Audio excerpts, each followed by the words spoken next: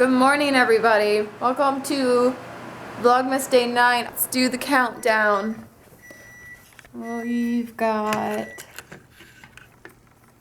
16 days till Christmas. I am making my protein oatmeal since I finally have my protein back. There we go.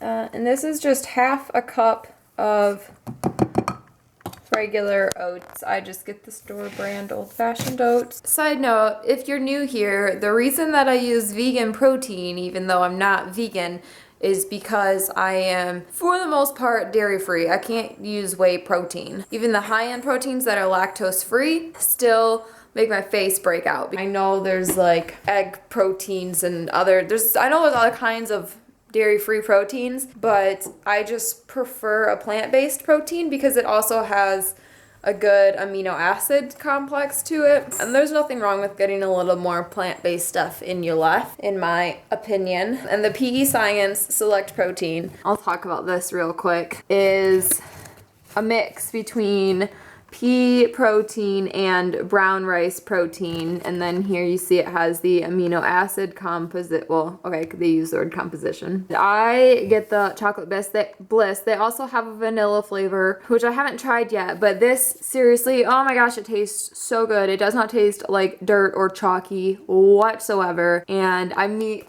I'm really picky with my protein because I know what whey protein tastes like and I know the consistency of it, and having to switch to a vegan protein, it was rough, let me tell you, because I was expecting a whey consistency and I was disappointed in a lot of them. The closest one that I could find was the Vitamin Shop brand, and I think it's just like plant by V or something like that. It's plant, PLNT. They take the A out. That was the closest consistency to whey that I could find. The chocolate flavor wasn't very flavorful. The vanilla wasn't bad, but it was still like meh, and it's actually more expensive than the PE Science. A lot of fitness Instagrammers and YouTubers have discount codes that bring this down to, well, with shipping, it's like $32 or something like that. I have a feeling that I might get some comments about how I went and bought milk the other day, but the brand that I buy, which is called Fairlife, treat their cows well. They're all on smaller farms that don't add any hormones to the cows. They don't treat the cows with RBST. The milk doesn't have any added hormones, so it doesn't make my face break out.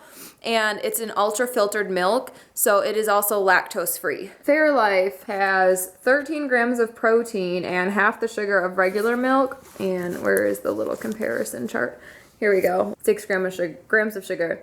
And it is lactose free, so it won't upset your stomach. And because it doesn't have any of the added hormones, it also, if you break out from dairy as well, you won't end up breaking out. And they come from family farms that treat their cows right. But I don't think it works. Oh, that's lame. Maybe somebody left it on and the battery died. Probably. Freaking lame. Dumb. What's that one down there? The white one. Wait.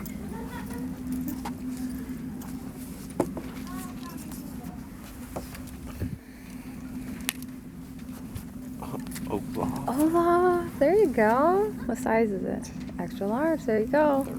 It's all you. Oh. I feel like all of them are going to be $30. Huh? I think all of them are going to be $30.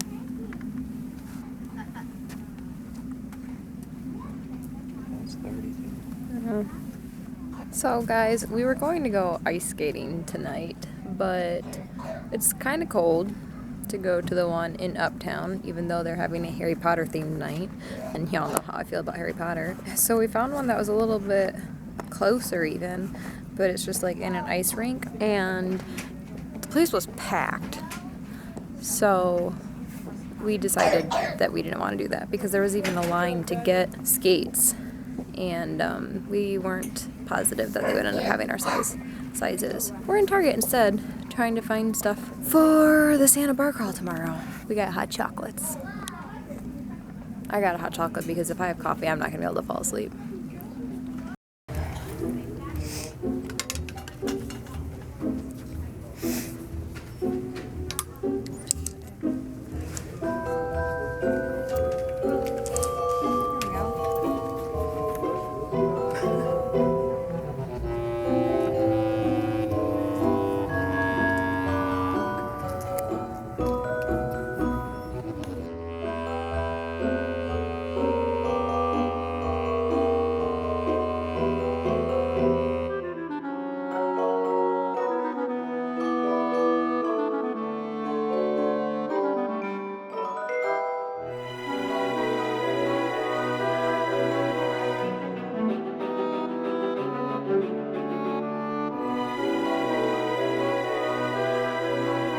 We are sat here now. It is almost 11 o'clock. I didn't film a lot today because I was really expecting to get a lot of footage ice skating, and then, as you already know, we didn't end up going ice skating. But we were successful in finding Keith a sweater for tomorrow. It was still a fun night. Since I don't have a lot of footage, I figured I would answer some more questions, and I already had some saved and picked out.